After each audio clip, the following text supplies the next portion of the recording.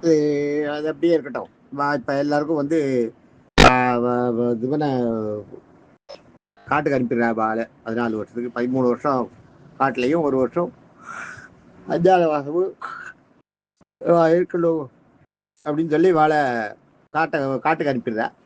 திருதராஷ்டிரன் வந்து அனுப்பிடுறான். என்ன எப்படியால அவள் போனா போறோன்னு இருக்கு. பீஷ்மனும் சரி, அவள் வந்து அந்த இடத்துல இருந்தா துரியோதனம் கொல்லவே கொண்டுடுவான் போல் இருக்கு. அடுத்தது ஏதாவது பிளான் பண்ணி அவளை அவளுக்கு அடிமை வேற ஆயிட்டா இல்லையா, அடிமை ஆயிட்டதால ஈஸியாக கொண்டுடுவான் போல் இருக்கு. அதனால அவள் அந்த இவாளுக்கு அந்த அங்கேயே சிறைப்படுத்துன்றதை மாற்றி அஞ்ஞானவாசம் இருந்துட்டு வந்தால் இவளுக்கு ஒரு ரிலீஃப் கிடைக்கிறது இல்லை, நாட்டை திருப்பி கொடுக்குறேன்னு சொல்கிறோம். இது இப்போ இருந்துட்டு வந்தா இந்த நாடு இது எல்லாமே கிடைக்கும் அப்படின்னு அவன் சொல்கிறான். அவனை பொறுத்த வரைக்கும், துரியோதனை பொறுத்த வரைக்கும் அப்போதைக்கு கிளியர் ஆகணும். அது அவனுக்கு அப்போதைக்கு அந்த இஷ்யூ கிளியர் ஆகணும். அவள் வெளியில் போகணும். அவளுக்கு நாடு கொடுக்கல, இப்போ கொடுக்கல, இன்னும் 14 வருஷம் கழிச்சு அவள் வரும்போது பார்த்துக்கலாம். 13 வருஷம் அவள் காட்டில் இருந்துட்டு 1 வருஷம் நமக்கு தெரியாத நாட்டுக்குள்ளேயே, நம்ம நாட்டுக்குள்ளேயே எங்கே இருக்க முடியாவா? இதெல்லாம் பார்த்துட்டு அவன் சரி இதை இந்த மாதிரி ஒரு இதை கொடுக்கலாம் அப்படின்ட்டான்.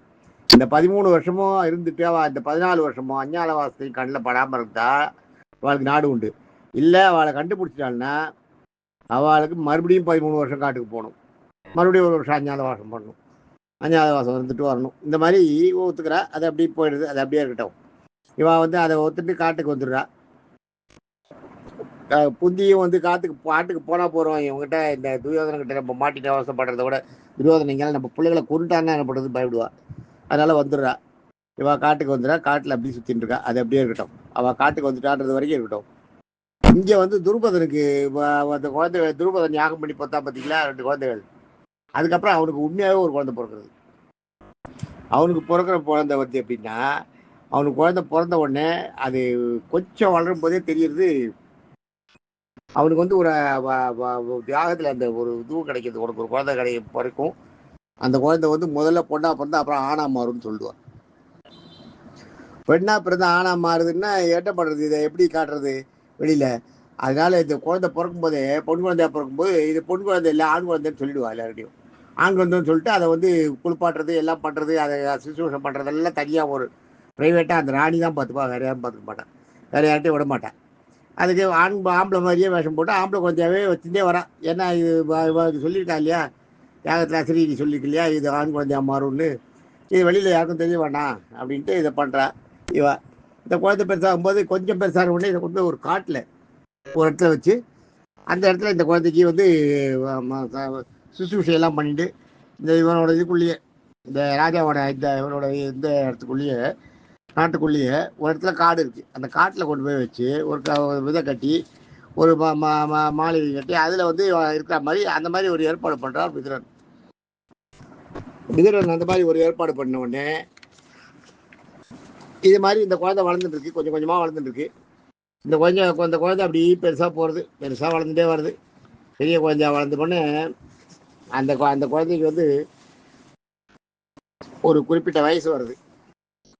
குறிப்பிட்ட வயசு வந்தோடனே அதனோட உடல்ல வந்து மாற்றங்கள் ஏற்படுது. இந்த இருக்கும்போது இந்த இவனோட புள்ள ஒருத்தான் தான், இவனோட குபேரனோட புள்ள என்ன பண்றான், அவன் வந்து இங்க வரான். அவன் வந்து இந்த காட்டுல வந்து அவனுக்கு வந்து ஒரு சாபம் கொடுத்து, அவன் வந்து அப்பாவுக்கு அம்மாவுக்கு அடங்காத அவனுக்கு ஒரு சாபம் வந்துடுது.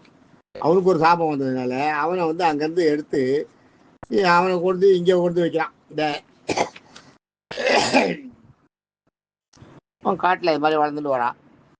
காட்டில் வளர்ந்துட்டு வரும்போது அந்த பக்கம் வந்து இரண்யவர்மன் ஒரு ராஜா வரான்.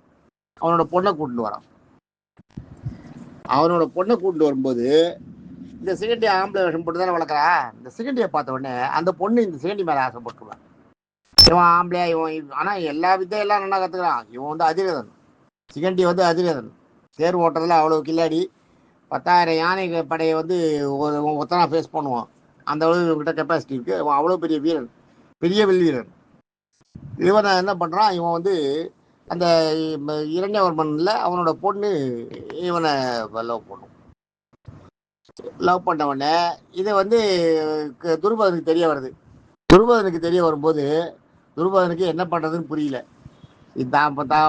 உள்ளே பொண்ணு அதை அவன் ஏற்றுப்பாளா, பின்னாடி பிற்காலத்தில் தெரிஞ்சதுன்னா ஏற்றுப்பாளா, எப்படியாலும் ஒரு விதத்தில் சொல்லி அவளை கொஞ்சம் தள்ளி போட்டு அந்த இது அந்த அவங்களுக்குள்ள அந்த பந்தம் ஏற்படாமல் அப்படியே பாதுகாத்துட்டு வந்துட்டு மெதுவாக இவன் சொல்லி அவளை வந்து அதுக்கு பக்குவப்படுத்தி அதுக்கப்புறம் இந்த விஷயத்த வந்து அவன் 2 பேரோட மனசோட வச்சுக்கிற மாதிரி பண்ணணும். இது நடக்குமா? ஆனால் தன் பிள்ளைக்கு கல்யாணம் ஆகுது, தன் பொண்ணு கல்யாணம் ஆகுதுன்னும் போது அவருக்கு சந்தோஷமா இருக்கு. எனக்கு பிள்ளையா வர போறவனுக்கு கல்யாணம் ஆக போகிறது அப்படின்னோடனே அவனுக்கு சந்தோஷமா இருக்கு. சந்தோஷமா இருக்குன்ன உடனே என்ன பண்ணுறதுன்னு பார்ப்பான், எப்படி இதை சமாளிக்கிறதுன்னு. அவன் வந்து அந்த பொண்ணை வந்து அவன் இரண்யவர்மன் வந்து அவனு சக்கரவர்த்தி. அந்த இரண்யவர்மன் வந்து துருபதன்கிட்ட உங்கள் பொண்ணை எனக்கு உங்கள் பிள்ளைக்கு என் பொண்ணை கல்யாணம் பண்ணி கொடுக்க போகிறேன், என் பொண்ணு விரும்புகிறா பண்ணணும் அப்படின்னு கேட்பான். கேட்கும்போது சரி நீங்கள் கேட்கறதுனால நான் ஒன்றும் சொல்லலை, வேறு எதுவும் என்ன கேட்கக்கூடாது, நீங்கள் கேட்கறதுனால நான் கொடுக்குறேன்னு சொல்லிவிடும். நீங்கள் கேட்கறதுனால நான் தரேன்னு சொல்லிட்டேன், நானாக கேட்கல, இதை நீங்கள் தான் கேட்குறீங்கன்ற திருப்பி 2-3 தடவை சொல்லிட்டு சரி கல்யாணத்துக்கு உங்களுக்கு கொடுக்குறேன்னு சொல்லுவான். இது இப்படி இருக்க அவன் 2 பேரும் கல்யாணத்துக்கு ஏற்பாடாயிடும். இவன் வந்து என்ன பண்ணுவான், இவன் பொண்ணு தானே, இவன் பொண்ணை அங்கே காட்டில் வந்து சுற்றிட்டு இருக்கும்போது அந்த குபேரனோட புள்ள ஒருத்தன், அவன் பேர் ஸ்தூணகர்ணன் பேர், அவன் பேர் ஸ்தூணகர்ணன். என்ன பண்ணுவான், அவன் வந்து அங்கே காட்டில் அலைஞ்சிட்டு இருப்பான். அவன் குபேரனோட புள்ள இல்லை, குபேரனோட அந்த சபையில் இருக்கும், அவனை விரட்டி விட்டுறான். அவன் வந்துடுறான், அவன் எங்கேயோ அங்கே ஏதோ தப்பு பண்ணிடுறான், அதனால் அவனை விரட்டி விட்டுறான். அவன் வந்துடுறான். அவன் இங்கே வந்து பார்த்துட்டு இருக்கும்போது இவன் இதில் பார்க்குறா இல்லையா, இந்த பொண்ணா இருக்கிற சிகண்டியை பார்க்குறா இல்லையா, உண்மையாகவே அவளை லவ் பண்ணுறான். அந்த சிகண்டியை கல்யாணம் பண்ணிக்கிறான். சிகண்டியை கல்யாணம் பண்ணிட்டு அந்த காட்டிலேயே கல்யாணம் பண்ணிட்டு இருக்கான். காட்டில் கல்யாணம் பண்ணிட்டு இருக்கும்போது இந்த விஷயம் தெரியுது. இந்த விஷயம் தெரிஞ்ச உடனே என்ன பண்ணுறான், அந்த சிகண்டிக்கு வந்து இந்த விஷயம் தெரியுது. இந்த பொண்ணை கல்யாணம் பண்ணிக்கிறான். இந்த பொண்ணை அவனை கல்யாணம் பண்ணிக்கிறான். சிகண்டி வந்து அந்த ஸ்தூலகாரனை கல்யாணம் பண்ணிக்கிறான். அங்கே இருந்துட்டு இருக்கா. இதுக்கு நடுவில் இந்த சிகண்டி ஆணா இருக்கா இல்லையா, சிகண்டி இப்படி பொண்ணா இருக்கான்றது வந்து அந்த இவருக்கு தெரியும், ஸ்தூலகாரனுக்கு தெரியும், ஸ்தூலகாரனுக்கு தெரியும் சிகண்டி வந்து பெண்ணு அப்படின்றது, ஆனா வேஷம் போட்டிருக்கான்றது தெரியும். இதெல்லாம் அவன் சொல்லுவான், அவன் சொல்லி தாங்க இது பண்ணுவான். அதுக்கு அப்புறம் தான் அவன் கல்யாணம் பண்ணிக்கிறவன் படிப்பா. அவன் 2 பேரும் அங்கே இருப்பா, காட்டில் இருப்பா. இருக்கும்போது என்ன ஆகுன்னா, ஒரு நாள் இவன் பிள்ளைய வேஷம் போட்டோன்னே பொண்ணை பார்த்துருக்கா இல்லையா, துருபதன் வந்து கூப்பிடுவா இவளை. கூப்பிட்டு இது மாதிரி அவன் இரண்யவர்மனோட பொண்ணு உன்னை விரும்புகிறாளா கேட்குறா, நான் உன்னை கல்யாணம் பண்ணி கொடுக்க போகிறேன், நீ அதுக்கேற்ற மாதிரி நடந்துக்கணும், கொஞ்ச நாள் நீங்கள் ஒன்றா பார்க்கறது சேர்றது இல்லை, தள்ளி போடு, மெதுவாக சான்ஸ் வரும்போது அவங்ககிட்ட விஷயத்த சொல்லு இது மாதிரி அப்படின்னு சொல்லுவான். இது மாதிரி சொல்லி நீ வந்து இது பண்ணிக்கோ, இல்லாட்டா அவங்ககிட்ட நம்ம சண்டைக்கு இப்போ போக முடியாது, படையும் சரியா இல்லை, 2வது அவனும் பெரிய ராஜா, நம்ம தப்பும் சொல்ல முடியாது, அவனை வந்து மாட்டேன்னு சொல்ல முடியாது அப்படின்னு சொல்கிறான்.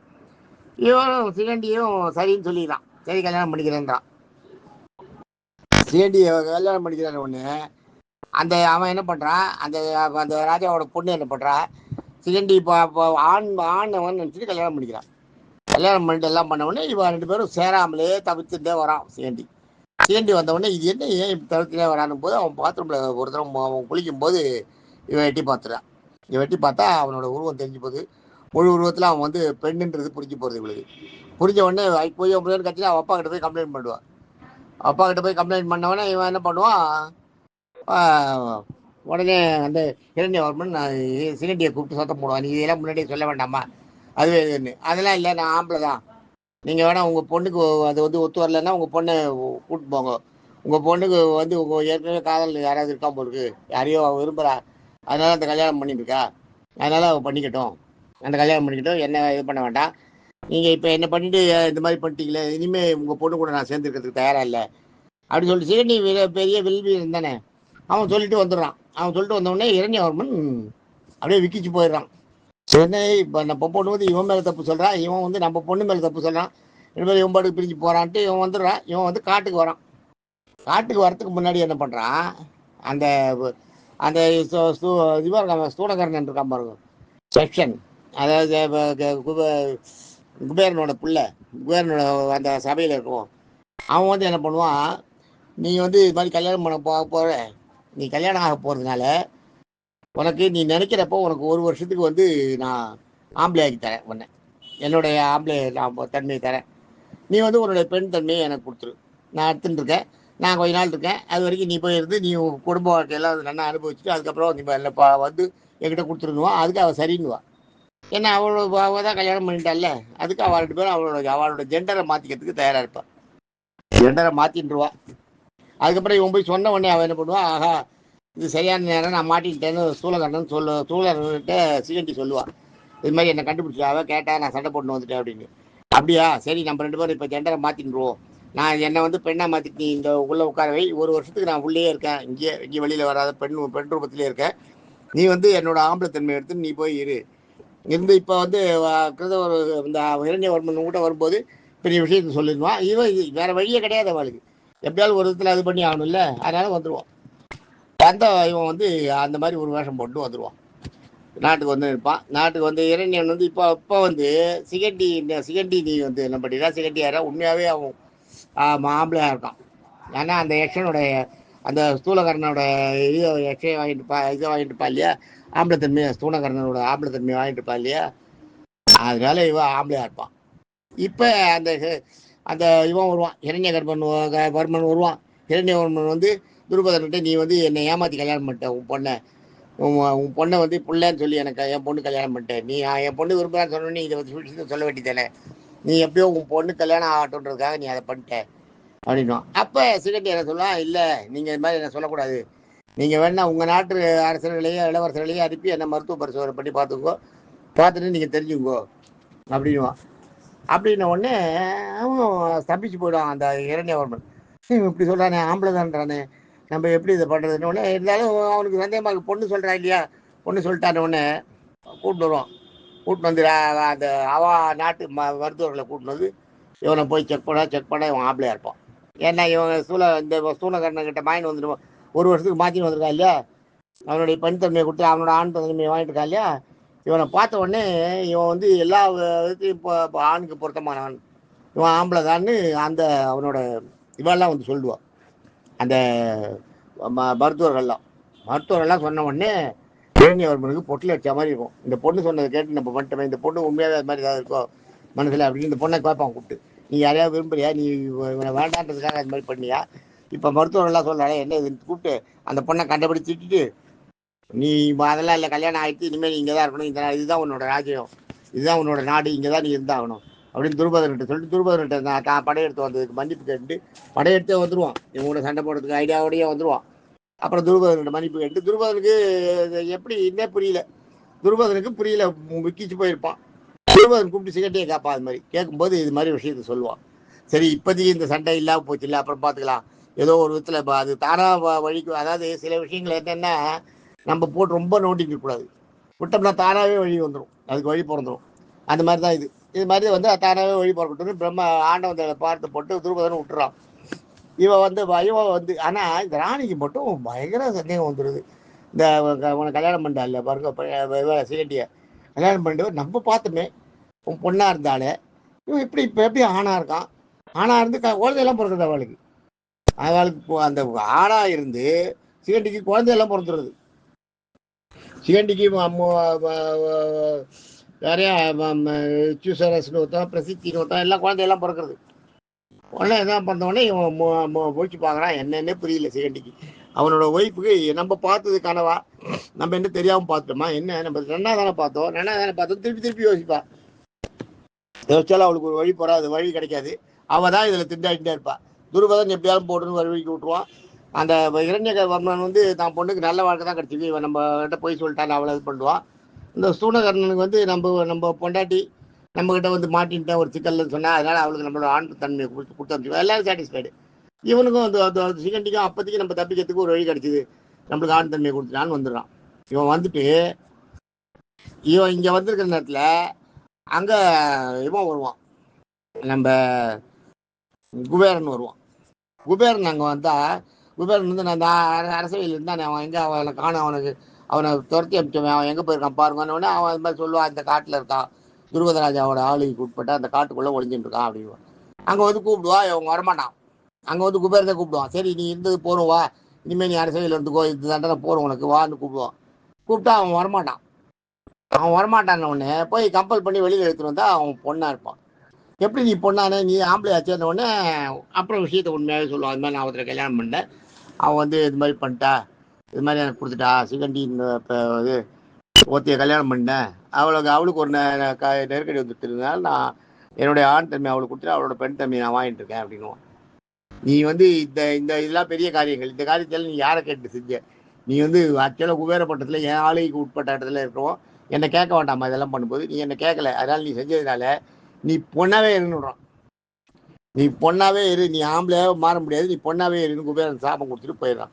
சாபம் கொடுத்துட்டு போகும்போது நீங்கள் அப்படி சொல்லக்கூடாது, நான் எப்படியா இருந்தாலும் உங்ககிட்ட வந்து தானே ஆகணும், நான் எங்கே போவேன் அப்படின்னு இவன் கெஞ்சுவான். கெஞ்சினவனே அவனை பார்த்துட்டு, சரி உனக்கு அப்படின்னா நீ யாருக்கு அந்த உன்னோட ஆண் தன்மையை கொடுத்தியோ அவன் செத்தான்னா, அவன் செத்த உடனே அந்த ஆண் தன்மை உனக்கு வந்துடும், இந்த பெண் தன்மை அவங்ககிட்ட போயிடும் அப்படின்னு சொல்லுவான். அப்படின்னு ஒரு வரம் கொடுத்துருவான். இது ஆக்சுவலாக சிகண்டிக்கு தெரியாது. சிகண்டி என்ன பண்ணுவா, துருபதன்கிட்ட இருந்து இது பண்ணிட்டு அவங்ககிட்ட அந்த அந்த கிட்ட சொல்லிட்டு ஸ்தூலகரணங்கிட்ட சொல்லிட்டு வந்திருப்பா இல்லையா, கொஞ்ச நாள் கொடுத்து நான் வந்து கொடுக்குறேன்ட்டு. அது துருபதன்கிட்ட மட்டும் விஷயத்த சொல்லிட்டு போவான், நான் எப்படி கொடுத்துட்டு வந்துடுறேன்ப்பா, இது என்ன ஆக போகிறதோ, எவ்வளோ பெரிய பம்பாக போகிறதோ இங்கே தெரியல.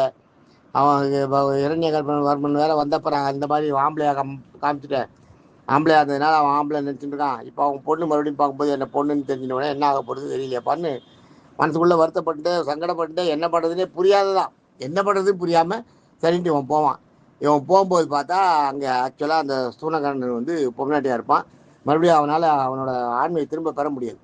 அதான் குபேரன் இது கொடுத்துட்டு போயிடுறா இல்லையா, சாபம் கொடுத்துட்டு போயிடுறா இல்லையா, நீ இப்படியா இருன்னு அப்போ விஷயத்த சொல்லுவான். இது மாதிரி அவங்ககிட்ட அந்த ஸ்தூமகர்ணன் பொண்ணாக இருக்கிற ஸ்தூமகர்ணன்கிட்ட இது மாதிரி நான் வந்திருக்கேன், என்னுடைய உன்னுடைய ஆண் தன்மை எடுத்துட்டு என்னுடைய பெண் தன்மையை கொடுத்துருவான்.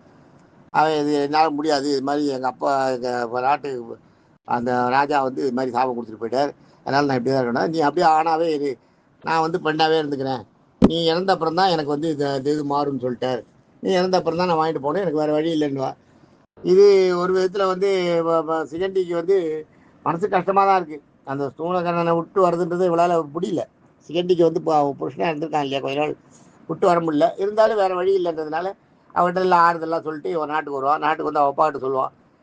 துருபதன்கிட்ட சொன்ன உடனே அப்பாடா ஒரு பெரிய பிரச்சனை முடிஞ்சுது நமக்கு, நம்ம இது வரைக்கும் சிகண்டி சாகிறப்பறம் சத்தப்புறம் அவன் எப்படி போனா என்ன, அது என்ன இருக்காது யாருக்கு தெரியப்படுது. சிகண்டி உயிரோடு இருக்க வரைக்கும் இனிமேல் அவன் ஆம்பளை தான், அவனை யாரும் ஒன்றும் பண்ண முடியாது. ஆனால் பெண்ணாக தான் பிறந்தான், அது நமக்கு தெரியும். பெண்ணாக பிறந்தவன் ஆனா பிறந்த, இது பெண்ணாக பிறந்தவன் ஆனா வந்திருக்கான், ஆனா மாறிடுறான், ஆனா மாறிட்டான். இப்போ இனிமேல் இப்போ சாகிற வரைக்கும் இவன் பெண்ணாக போகிறதில்ல அப்படின்னு தெரிஞ்சவொடனே துருபதனுக்கு பெரிய ரிலீஃபாக இருக்கும். தெரிஞ்சவர்மனும் தெரிஞ்சவர்மனுக்கு இவன் ஆம்பளை தான் நினச்சிட்டு இருக்கான், தான் பொண்ணு போய் சொல்லிட்டு தான் நினச்சிருக்கான், அவளும் அதே தான் நினச்சிட்டு இருக்கா. இவன் என்ன வந்து நம்மளை இது பண்ணாயா, எப்படியோ நம்ம கண்ணு தப்பு பண்ணிடுது, நம்ம தப்பாக பண்ணிட்டோம்னு நினச்சிட்டு அவன் நினச்சிட்டு இருக்கான். அந்த இவன் நினச்சிட்டு இருக்கா அந்த ராணி, அந்த சிகண்டியோட ஒய்ஃபு. இப்படியே போயிட்டு இருக்கு. இப்படியே காலம் அவளோட இது வந்து ஓரளவு முடிஞ்சிடுது. இந்த இது முடிஞ்சிட்டா இப்போ வந்து இது என்னன்னா, கடைசியில் சண்டையில் வந்து சிகண்டியோட உருவம், சிகண்டியோட வேகமான சண்டையை பார்த்துட்டு பீஷ்மர் வந்து இவன் யாருன்னு அப்படி பார்ப்பார். பீஷ்மரோட ஞானக்கட்டுக்கு அந்த பழைய அம்பை தெரியும். அம்பை வந்து அவனை சாபம் கொடுத்தது, நான் அவனை கொல்லாமல் விட மாட்டேன்ட்டு போனது, அந்த மாலை எடுத்து போனது எல்லாம் அவர் ஞானக்கட்டு முன்னாடி அவர் ஞான திருஷ்டியில் தெரியும் எல்லாம் பீஷ்மருக்கு. தெரிஞ்சவொடனே ஆஹா வந்துட்டாளா, நம்மளுக்கு நேரம் வந்துடுது, காலம் வந்துடுது போகிறதுக்கு அப்படின்னு. அது ரெண்டாவது தர்மருக்கு பீஷ்மருக்கு ஒரு இது உண்டு, அவராக இந்த உலகத்தில் இருக்க வேண்டாம், வாழ்க்கையை வெறுத்து அவராக போனால் தான் போகலாம், இல்லாட்டா அவர் சாகத்துக்கெல்லாம் வழியே கிடையாது. அவராக வெறுக்கிற ஒரு சூழ்நிலை பின்னாடி வரும், அதையும் நான் சொல்கிறேன் அது எப்பன்னு. ஆக இப்போ சிகண்டியோட கதை இது. சிகண்டி எப்படி இப்போ பெண்ணாக பிறந்து ஆணாக மாறினான், ஆணாக இருக்கான் அப்படின்ற கதை இது. இது வந்து கடைசியில் பீஷ்மருக்கு தெரியும், ஆனால் முன்னாடியே கிருஷ்ணருக்கு தெரியும். கிருஷ்ணருக்கு இது மாதிரி ஒன்று நடந்திருக்குன்றது தெரியும். இந்த சிகண்டியை வச்சு தான் பீஷ்மரை கொள்ளணுன்றதை பிளான் பண்ணியிருப்பார். எல்லாமே பின்னாடி மகாபாரத யுத்தத்தில் வரும். இப்போ வந்து சிகண்டியோட கதை முழுசாக நம்மளுக்கு தெரிஞ்சுடுத்து. அங்கே வந்து திருஷ்டத்யும்னன் வந்து துரோணரை கொள்றதுக்காக பிறந்திருக்கான், அதுவும் தெரிஞ்சுடுத்து. பாஞ்சாலி தான் இவ கல்யாணம் பண்ணிட்டா. இப்போ இவ காட்டுக்கு வரா, காட்டில் நிறையா விஷயங்கள்லாம் நடக்கும், அதெல்லாம் அடுத்தடுத்த எபிசோடுகளில் பார்க்கலாம். தேங்க்யூ.